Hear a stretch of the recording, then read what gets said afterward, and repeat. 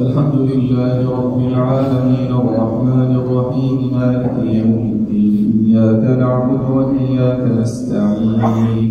اهدنا الصراط المستقيم صراط الذين أنعمت عليهم غير المغضوب عليهم ولا الضالين.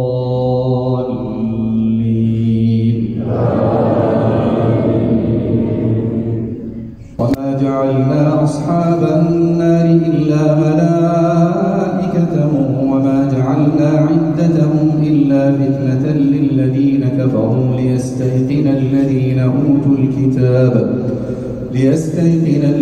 أوتوا الكتاب ويزداد الذين آمنوا إيمانا ولا يرتاب الذين أوتوا الكتاب والمؤمنون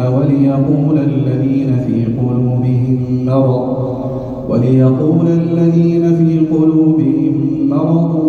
والكافرون ماذا أراد الله بهذا مثلا كذلك يضل الله من يشاء ويهدي من يشاء وما يعلم جنود ربك إلا هو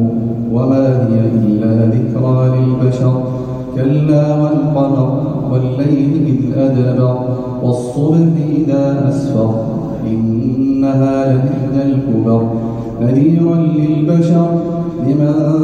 شاء منكم أن يتقدم أو يتأخر كل نفس بما كسبت رهينة إلا أصحاب اليمين في جنات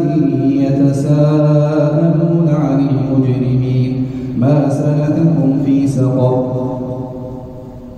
قالوا لم نك من المصلين ولم نك نطعم المسكين وكنا نخوض مع الخائضين وكنا نكذب بيوم الدين حتى أتانا اليقين فما تنفعهم شفاعة الشافعين فما لهم عن التذكرة معرضين كأنهم حمر مستنفرة فرت من قسورة بل يريد كل امرئ منهم أن يؤتى صحفا منشرة كلا بل لا يخافون الآخرة كلا إنه تذكرة فمن شاء ذكره وما يذكرون إلا أن يشاء الله هو أهل التقوى وأهل المغفرة.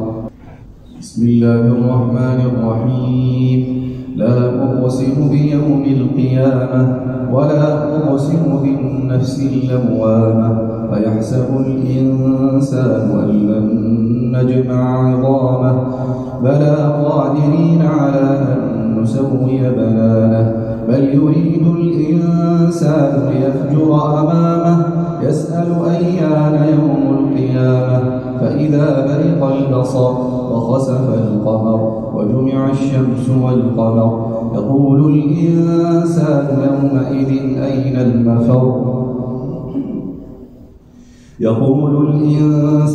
يومئذ أين المفر كلا لا وزر إلى ربك يومئذ المستقر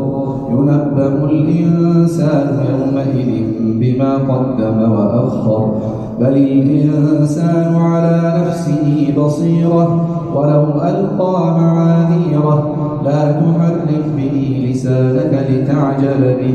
إن علينا جمعه وقرآنه فإذا قرأناه فاتبع قرآنه ثم إن علينا بيانه كلا بل تحبون العاجلة وتذرون الآخرة وجوه يومئذ ناظرة إلى ربها ناظرة ووجوه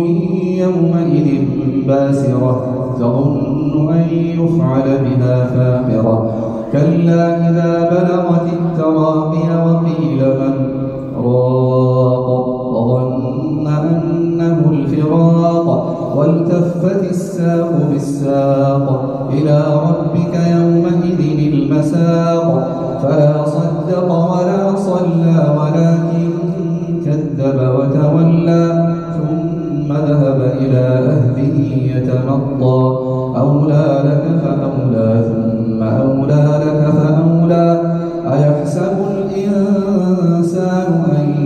يترك سدى ألم يكن نطفة من مني يمنى ثم كان علقة فخلق فسوى فجعل منه الزوجين الذكر والأنثى أليس ذلك بقادر على أن يحيي الموتى